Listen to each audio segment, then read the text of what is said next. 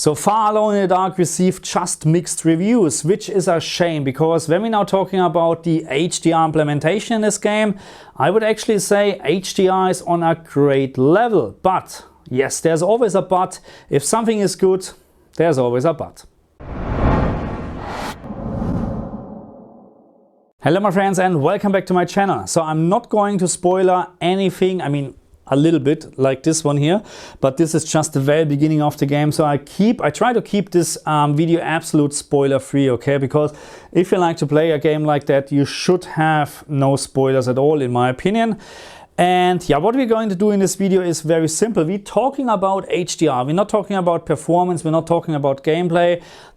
That would be a complete different video, okay? So I like to focus on HDR, and as I mentioned already, it's actually really a shame because the HDR implementation in this game is pretty good in my opinion, but let's talk about the buts as well. So the first but what we have, or the first disadvantage of this game what we have in terms of the HDR implementation, is that we do not have any HDR system level calibration support. That means regardless of what you set up here, and even you do this in a complete wrong way, as you can see here right now, it will not affect the game's brightness at all. That's the first disadvantage. The second disadvantage is the maximum peak brightness in this game is limited to 1000 nits maximum, and on top now, and that's probably the third but, or the third disadvantage, we have actually no control over the maximum peak brightness in this game. So all what we have is brightness and contrast, and neither of those settings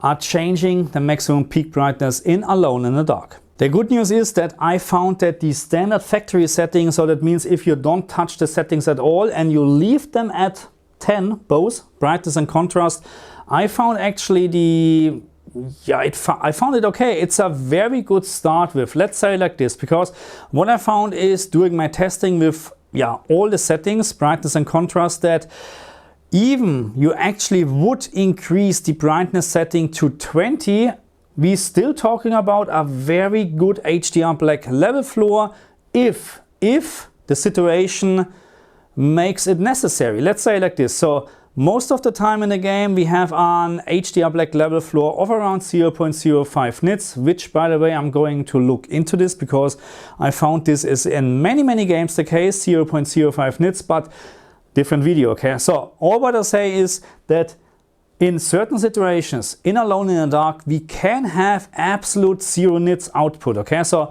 most of the time, on the other hand, it is hovering around 0.05 nits, okay? Don't get me wrong, that's not what I like, but it's also not bad, okay? So it's still okay. 0.05 nits, it's not a day's end, okay? It's not world's end, okay?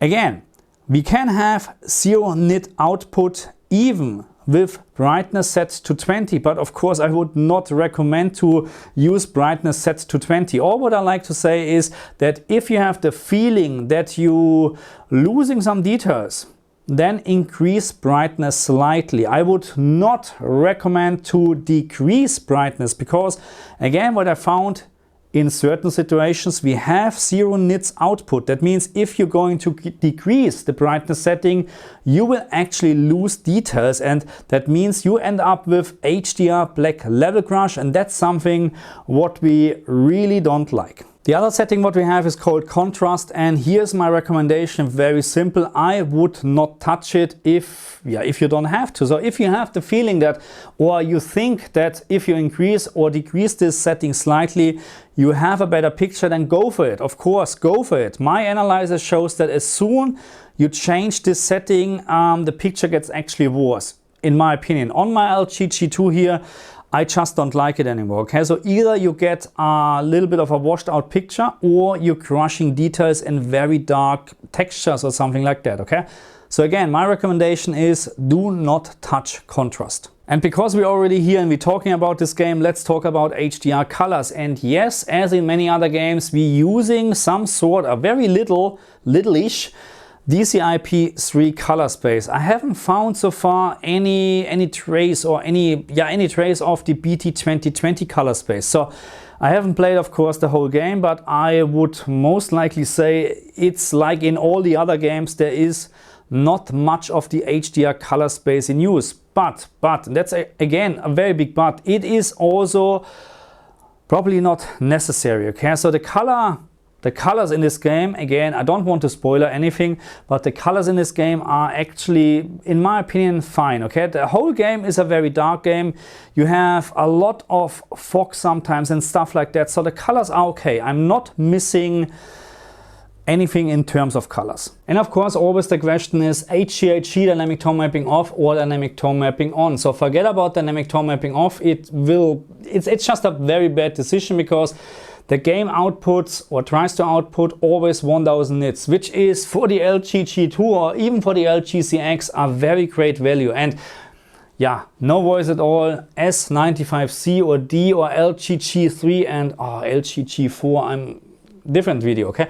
Anyway, it's okay, okay, to have just 1000 nits. Of course, it's not the best decision what they have made, but it's okay, okay? So I recommend to use HDR in this game. The reason is very simple. I don't like that the picture gets over brightened like this, what dynamic tone mapping is doing. And the worst thing is, and we know about the disadvantages from dynamic tone mapping, it will always change the brightness. That means if you have a very bright gameplay or level or whatever you want to call it, the brightness different will be less compared to HDR. And then when you turn around, suddenly the picture gets brighter because there's no bright object on the screen. So I do not like this.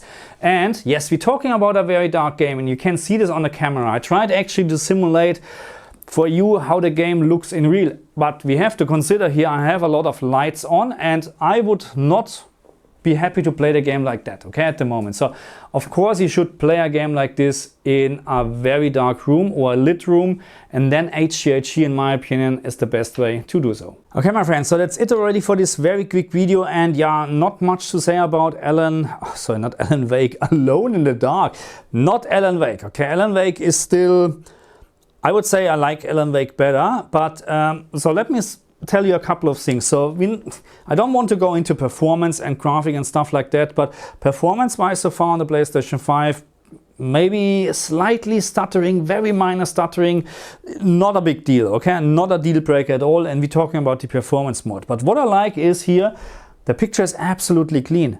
There is no aliasing, almost zero aliasing. So even later when you have a little bit of outdoor areas and stuff like that, I'm absolutely happy. And I like this far better than, let's say, a very detailed environment where we have a lot of aliasing. I don't like it. I like a clean picture like this.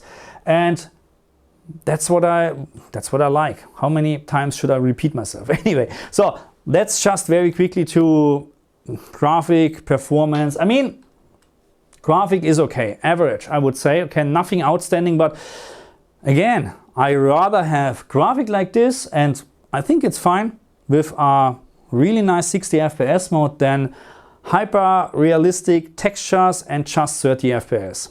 Just my opinion. Make sure you like, share. I don't know what's going on today, but I'm very tired. I need to go to sleep. But anyway, make sure you like, share and subscribe. Thank you.